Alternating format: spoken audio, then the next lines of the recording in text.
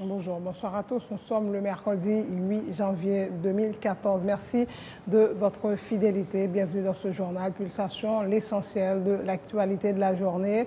La délégation haïtienne a sollicité la garantie que des mesures concrètes seront prises pour sauvegarder les droits des Dominicains d'origine haïtienne. La délégation dominicaine a confirmé cette garantie.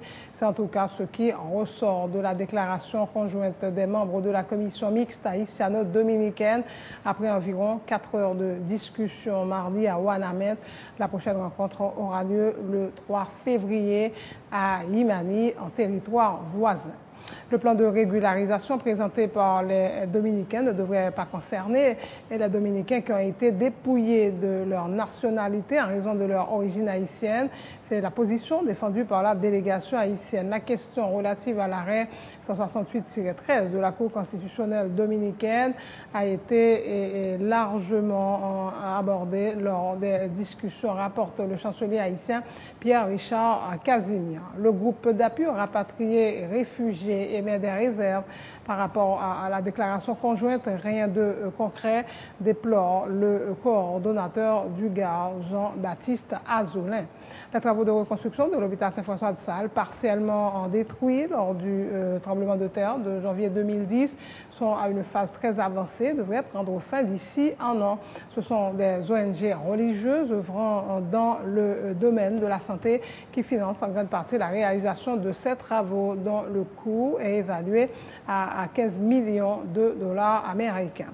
Des organisations de la société civile haïtienne dénoncent la présence de l'ancien dictateur Jean-Claude Duvalier, de l'ex-général Prosper Avril, aux cérémonies officielles marquant le 210e anniversaire de l'indépendance nationale le 1er janvier dernier au Gonaïve. Une présence qualifiée de provocation et d'insulte à la nation, aussi aux milliers de victimes de la dictature duvalieriste. La déclaration est paraphée par 11 organisations, dont le Centre écuménique des droits humains, le GAR, le RNDDH et le collectif contre l'impunité. Dans l'international, les négociations se poursuivent pour un cessez-le-feu au Sud-Soudan, où le conflit aurait déjà fait des milliers de morts. 1,8 million de déplacés. L'archevêque de Juba parle d'une guerre insensée qui met en péril l'avenir de la plus jeune nation du monde.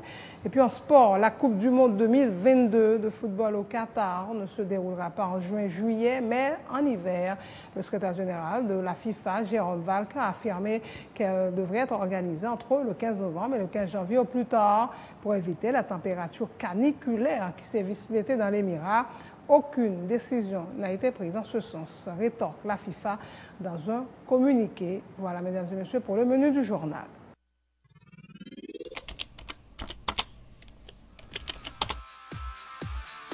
Bienvenue dans cette édition d'Information Pulsation, l'essentiel de l'actualité de la journée.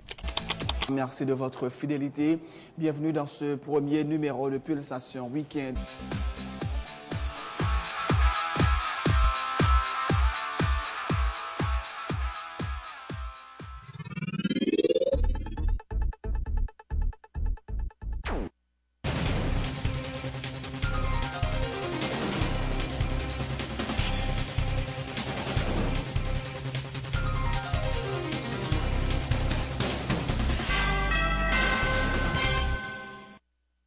Et c'est parti pour le développement du journal. Après plusieurs heures de discussion à huis clos, les gouvernements haïtiens et dominicains qui ont initié mardi à Ouanamet la première série de rencontres bilatérales entre les deux pays ont adopté une déclaration conjointe lue par le Premier ministre haïtien Laurent Lamotte pour la partie haïtienne. La délégation haïtienne a sollicité la garantie que des mesures concrètes seront prises pour sauvegarder les droits des Dominicains d'origine haïtienne. Et la délégation dominicaine a confirmé cette garantie et s'est également engagée à adopter prochainement une loi additionnelle qui adressera tous les cas qui n'ont pas été pris en compte dans son plan de régularisation. Les questions migratoires ont dominé les débats.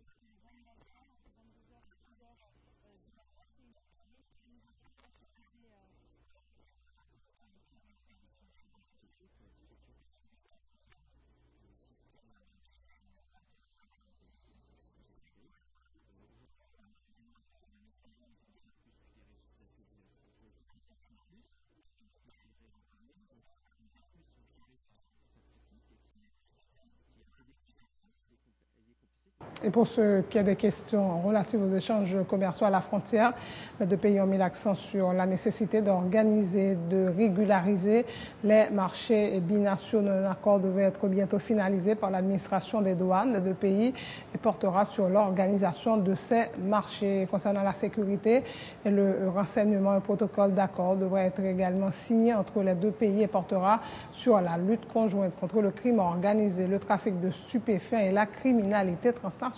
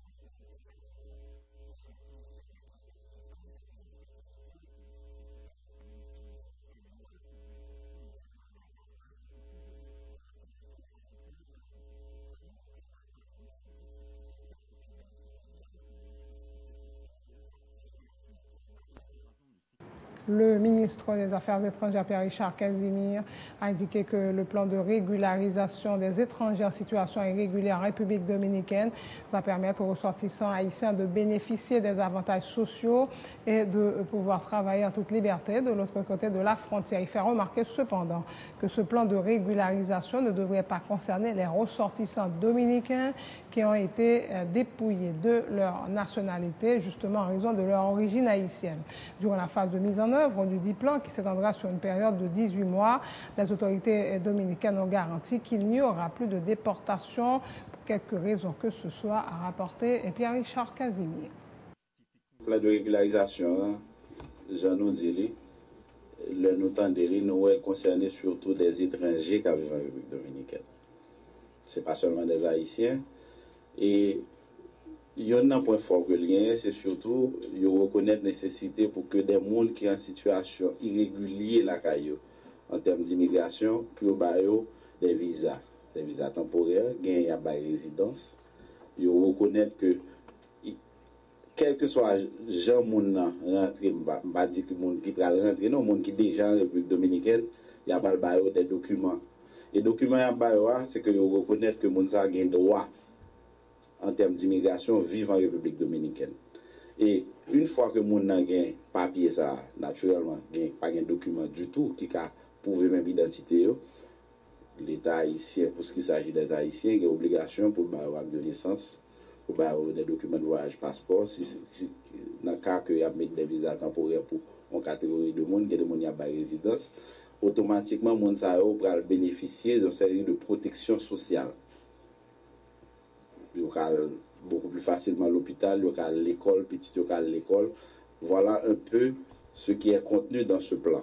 Mais m'a précisé, vous me dites, plan ça présenté à concerner des étrangers, des Haïtiens en situation de migration irrégulière. Pour nous autres, plan ça pas concerné. Et m'a précisé clair. Des Dominicains d'origine haïtienne. Voilà pourquoi nous exprimons préoccupation, nous disons pas suffisant. faut adresser question ça avec d'autres initiatives législatives et engagements que la République dominicaine prend. Dans le même plan ça, il prévoit un délai d'à peu près 18 mois. Et pendant ce temps ça, en plan que vous présentez nous, il est clairement dit qu'il n'y aura pas, par exemple, de déportation pour quelque raison que ce soit. Le groupe d'appui aux rapatriés et réfugiés met des réserves suite à l'adoption de la déclaration conjointe au terme de discussions entre les autorités haïtiennes et dominicaines. Le coordonnateur du GAR, Jean-Baptiste Azolin, fait remarquer que si les Dominicains ont promis de prendre des mesures pour octroyer la nationalité à des personnes d'origine haïtienne, il n'a rien dit en revanche sur la nature de ces mesures. Et il dit douter que ces discussions aboutissent à une solution réaliste qui prend en compte les intérêts des deux pays. Rappelant qu'en matière de coopération bilatérale, il faut toujours être le plus précis possible, et ce pour éviter des mésinterprétations.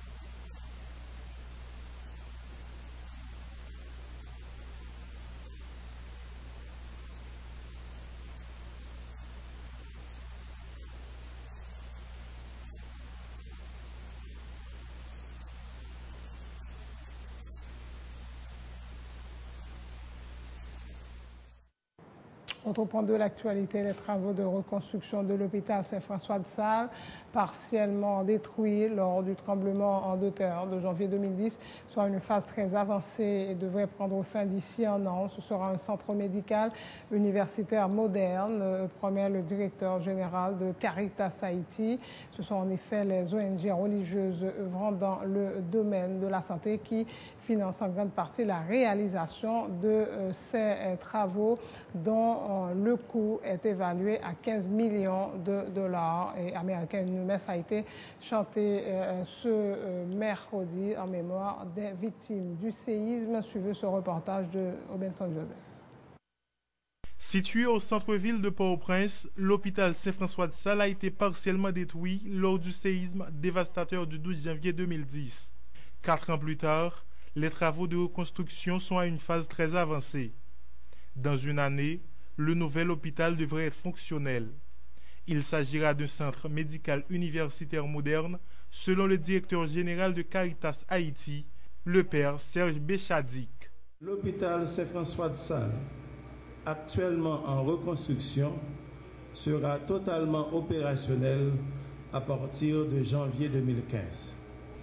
Le nouvel hôpital, d'une capacité de 200 lits, se voudra un modèle d'hôpital universitaire avec des équipements ultramodernes et des soins de santé de grande qualité, à côté des services de maternité, pédiatrie, chirurgie, cliniques externes qui existaient dans le passé, viendront s'ajouter le service d'urgence qui fonctionnera 24 heures sur 24. Le nouvel hôpital de Saint-François-de-Sales coûtera la bagatelle de 15 millions de dollars américains.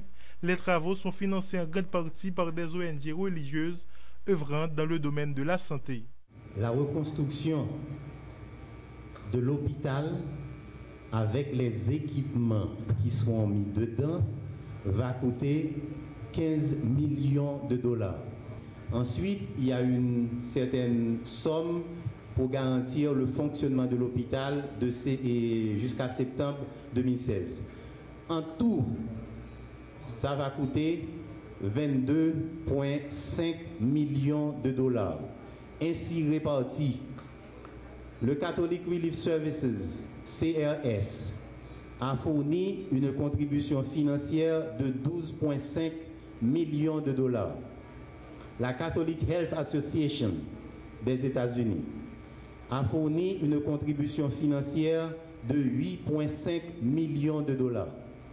La Fondation Su Futuro a fourni une contribution financière de 1,5 million de dollars.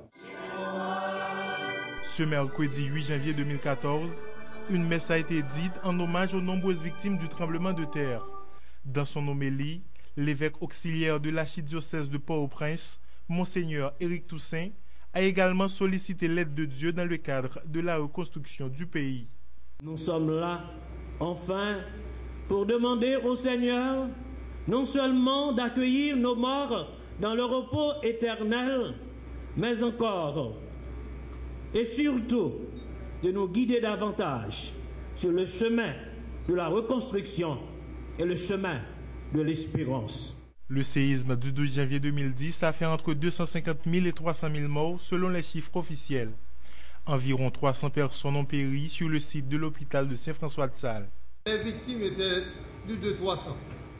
Parce qu'il y a à 5 heures de l'après-midi, en général, il y a beaucoup de gens qui viennent prier avec les patients.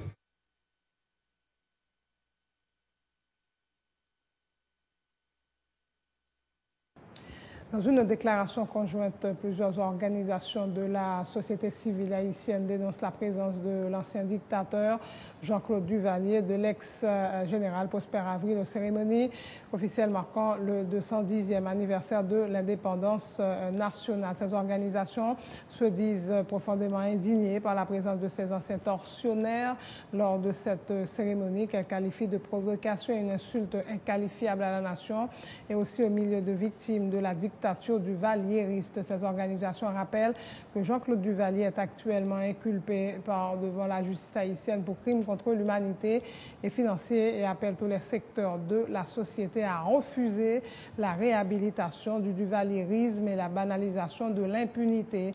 La déclaration est paraphée par 11 organisations dont le Centre écuménique des droits humains, le GAAR, le RNDDH, le collectif contre l'impunité.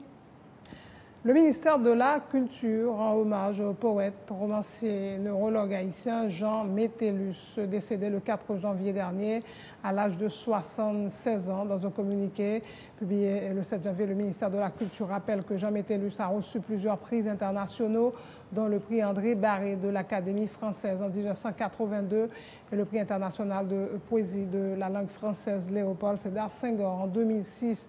Le monde intellectuel haïtien et tout le pays ont toujours reconnaissant à ce natif de Jacmel, la cité d'Alcibiade Pomérac, dont l'œuvre a été marquée par une constante qui était son amour et ses attaches pour le pays, écrit la ministre Josette Darguste, née en 1937 à Jacmel. Jean Métellus avait immigré en France en 1959 pour fuir la dictature des Duvaliers. Il avait suivi des études de médecine en France, décrochant son diplôme de docteur en médecine en 1970 et de docteur en linguistique en 1975. La pause, tout de suite après, ce sera la page internationale du journal. C'est la fin de ce journal. Le rappel des titres. La délégation haïtienne a sollicité la garantie que des mesures concrètes seront prises pour sauvegarder les droits des Dominicains d'origine haïtienne. La délégation dominicaine a confirmé cette garantie. C'est ce qui ressort de la déclaration conjointe des membres de la commission mixte haïtiano-dominicaine après environ 4 heures de discussion mardi à Ouanamet. La prochaine rencontre aura lieu le 3 février en République dominicaine. Le plan de régularisation présenté par les Dominicains ne devrait pas concerner les Dominicains qui ont été dépouillés de leur nationalité en raison de leur origine haïtienne. C'est la position défendue par la délégation haïtienne. La question relative à l'arrêt 168-13 de la Cour constitutionnelle dominicaine a été largement débattu lors des discussions, rapporte le chancelier haïtien Pierre-Richard Casimir. Le groupe d'appui aux rapatriés et réfugiés met des réserves par rapport à la déclaration conjointe. Rien de concret, déplore le coordonnateur du GAR, Jean-Baptiste Azonet. Les travaux de reconstruction de l'hôpital Saint-François-de-Sales, partiellement détruit lors du tremblement de terre de janvier 2010, sont à une phase très avancée et devraient prendre fin d'ici un an.